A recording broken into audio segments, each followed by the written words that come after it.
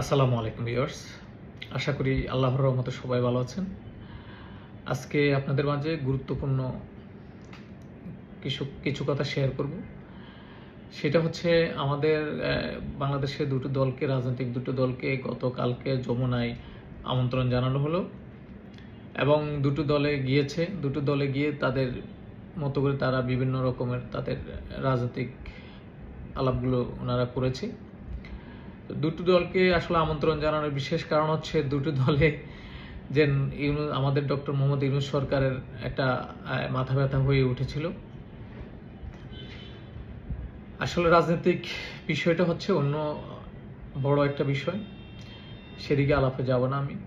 এখন হচ্ছে আমাদের যিনি এখন ডক্টর মোহাম্মদ ইউনূস সরকার যিনি আছেন, তার যে রাজনৈতিক কর্মকাণ্ড এবং তার ব্যক্তিগত যে সমস্যা, সেগুলা উনি নিজে থেকে সমাধান করতে পারেন এবং হচ্ছে উনি এমন মাপের একজন লোক, উনি চাইলে সব কিছু নিমিষেই উনি সমাধান করে ফেলতে পারেন এবং ওনার ভিতরে সেই যোগ্যতা আছে, সেই দক্ষতা আছে, উনি একজন সেই দক্ষ লোক।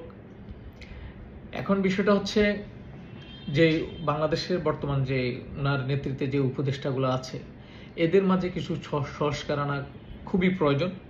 আমি মনে করি ওখান থেকে কিছু উপদেষ্টা বাদ দিয়ে নতুন করে কিছু উপদেষ্টা, যেটা বিএনপি প্রস্তাবটা রেখেছিল, আমার যতটুকু ধারণা যে নতুন করে কিছু উপদেষ্টা দিয়ে উনি বাকি যে দিনগুলো আছে সেই দিনগুলো সুনামের সাথে বাংলাদেশ থেকে একটা সুন্দর একটা পরিবেশ নিয়ে একটা নির্বাচন বলেন, অন্তর্বর্তীকালীন সরকার বলেন বা জাতীয় সরকার বলেন, যেভাবে গঠন সুন্দর হয়, ওনাকে সেই দিকটায় আগাতে হবে।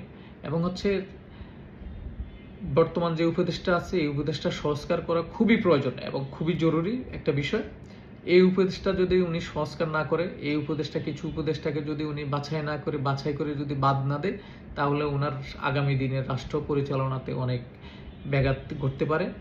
এবং হচ্ছে সুস্পষ্ট এখানে বোঝাই যাচ্ছে কিছু উপদেষ্টা সরকার বিরোধী কাজ করতেছে এবং সরকারকে বিপদে ফেলানোর জন্য ওনারা কাজ করতেছে। এটা আমাদের রাজনৈতিক দিক থেকে খুবই একটা খারাপ একটা এফেক্ট করবে।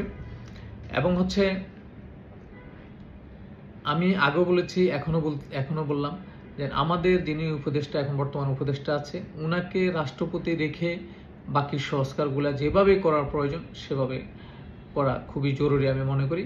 এবং জাতীয় সরকার গঠন করা খুবই প্রয়োজন আমি মনে করি। কারণ হচ্ছে এই মুহূর্তে যদি কোনো একটা রাজনৈতিক দলকে ক্ষমতা দিয়ে চলে যায়, দেশটা পুরা শেষ হয়ে যাবে এবং শেষ হয়ে যাবে। এটা থেকে এই দেশকে উত্তোলন করার মতো আর কারো ক্ষমতা থাকবে না। ধন্যবাদ। আসসালামু আলাইকুম।